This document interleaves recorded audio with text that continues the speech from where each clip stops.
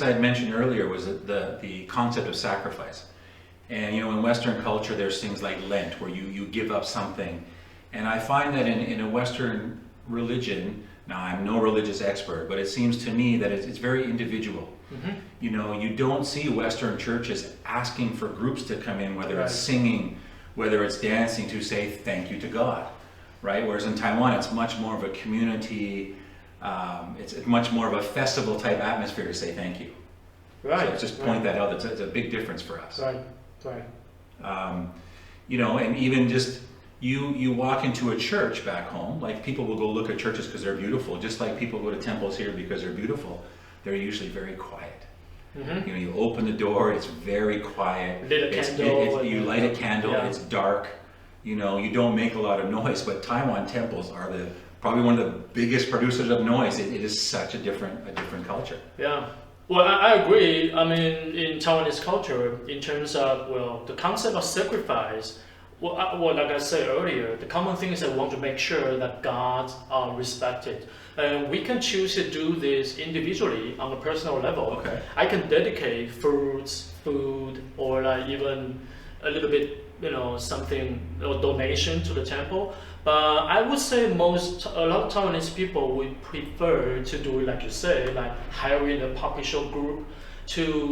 It seems that the more money I spend, the more money I donate to temple, the more sincerity, the more appreciation I have toward the God of the temple. So I think we see this a lot. But once again, let's not, this is a business, right? And so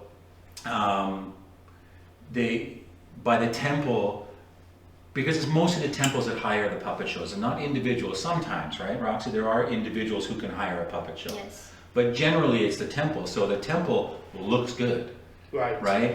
It looks like we're spending our money, we have money, bring more money. Right? So it is a big advertising type of thing.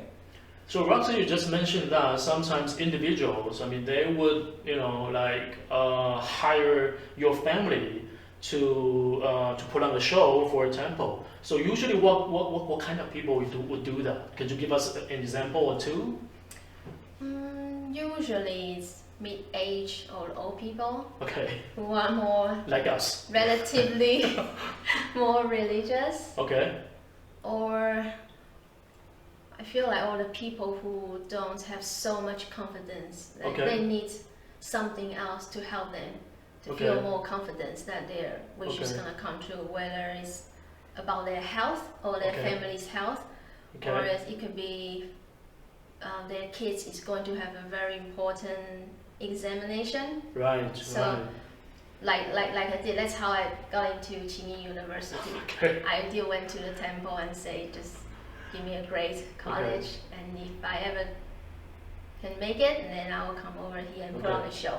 And that's what I did, because I didn't have enough confidence that I could do a good job on tests. And that is not very dissimilar to a Western thinking, right? Because people are the same. When a family member is sick or someone is trying to do something important in their life, they'll say, hey, pray for this person. So, like I said, that's more of an individual thing. Right. You will pray to God and ask, please guide my daughter as she chooses her university. And Roxy just took it into her own hands. Well, I'm going to tell the temple, if I get in a university, I will come here and do a puppet show. So it's not that dissimilar of an idea of, asking the temple for help, asking gods for help, right? You mentioned, Roxy, you said, whether it's education. Can you please explain a little bit, like, I'm not that well versed in the temples, but from what I understand, different temples have different functions. There's gods in temples for education, there's gods in temples for health, there's gods in temples for business. Can you sort of talk about that a little bit? Yeah, so for example, if you want to pray for a good result on your exam, you usually go for 文昌帝君. 文昌帝君, okay. Yeah, or if you want more money. 文昌帝君, it will be like god of, how would you say that in English? God of education, god of liberal arts. Intelligence? God of intelligence, something like that. I think everybody should go there. Yes. But usually for students, okay, test takers. I mean, Yeah. I went there too. I mean, when I was a student, like when I know there's a big examination coming up, Yeah. so I would pay a visit to Wenchangdi God of Intelligence because I pretty much know I did everything I could. So Every little bit helps, right? yeah, I could have did supernatural help, Yes. right? Okay. And what else? What other ones are there? Like the Taishan, if you want to Taishan, okay. for more money, more income coming in, whether or not it's the lucky money like from the lottery or from the main job. You And can so- go for Taishan. So Taishan would be God of money or God of wealth. Yes. So, Okay. so walk me through this. So let's say, like Max said, he's had a big exam coming up. He goes to the temple. He prays at the temple. And let's say he does very, very well on his exam. Does he then go back to the temple and let the people who run the temple know, hey, I came and prayed here and I got a good result? Like, do people go back to the temple and share their success? You can tell the gods and Yeah. maybe bring some offerings to say thank you, or you can hire a puppet show.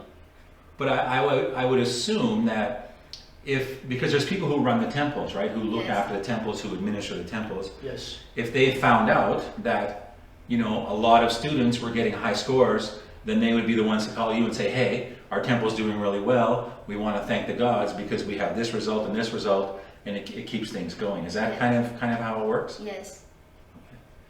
So you're saying that you get cases or get requests from both individuals or temples or groups or organizations, right? Yes. Okay. See. You know, I wanted to jump back again. One thing that stuck out with me, we had mentioned earlier that Roxy's father is very, very passionate about this. He told us a great story. He showed us some 100-year-old puppets that he has. Oh yeah. And so, you know, I asked, I don't know if I was being weird, I said, well, how much does this cost? It's 100 years old. And he said, oh, I traded my car. Yeah. And we were like, what? I mean, it was such a great story. Your mom was actually there too, and she was in the background Yeah. shaking her head. Yeah, there's nothing I And can so do. can you tell us more about this trading of a puppet for a car? Have you heard this story from your father before?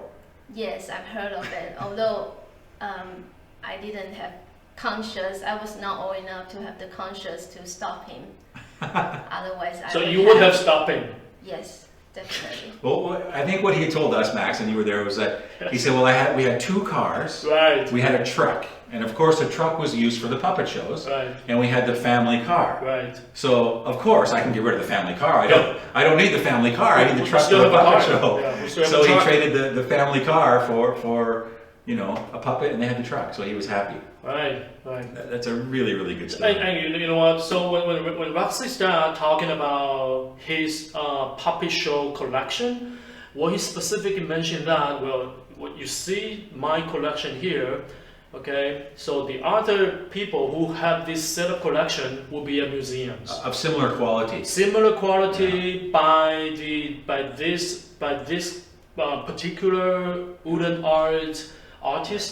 For all these are collected by museums. So So we were this looking is- at museum pieces. Exactly, Yeah. museum piece. And then when we asked him about how much do you think this would cost now, he said, well, I don't know how to put Yeah. a value to it Yeah. because to Roxy's father, because I mean he really see this as an art, and then how can you put a price and then value on art? But he said if you really have to ask me how much, what I can tell you is I traded a car for this one 30 years ago. 30 years ago. Another thing, you know, one of the question I'll ask you in a second here, Roxy, what we asked your dad was, what were his earliest memories of being part of this? Because obviously this runs in your family. And he had another great story. He said, well, the earliest I can remember was being in the back of a cart that was pulled by an ox as was it his grandfather, your great-grandfather? Grandfather, Yeah, so your grandfather. yes. So your grandfather was pulling your father around as a 2 or 3-year-old by an ox in a cart doing shows in the countryside. Like what From a great, villages to what a villages. great image that is, right? And you said your dad said he could still remember it. I asked if he had any pictures, but they didn't have any pictures. Yeah. And his answer for the pictures was, well, we were poor. We were doing the puppet shows for the love of it. We didn't have enough money to buy a camera, but we had an aux and a cart, and we could go deliver these shows around. It was fantastic. Well, Roxy's dad probably grew up in 1950s. Okay, Yeah. back in the time, Taiwan was a poor agricultural society. I mean, you would be lucky if you have one television set in a whole village. Yeah. So don't even mention that a camera, and then the how do you call it, a buffalo cart? Is that how Was an ox cart. ox cart? I mean, that was the popular transportation in countryside back at the time. And then Roxy's dad, I said, well, so we asked, so what if you got a request from the city? So what did you do? And then he said, oh, well, we will replace the ox by, how do you call that? Iron ox. The iron ox. Iron ox in Taiwanese. Which is a tractor. A tractor, yes.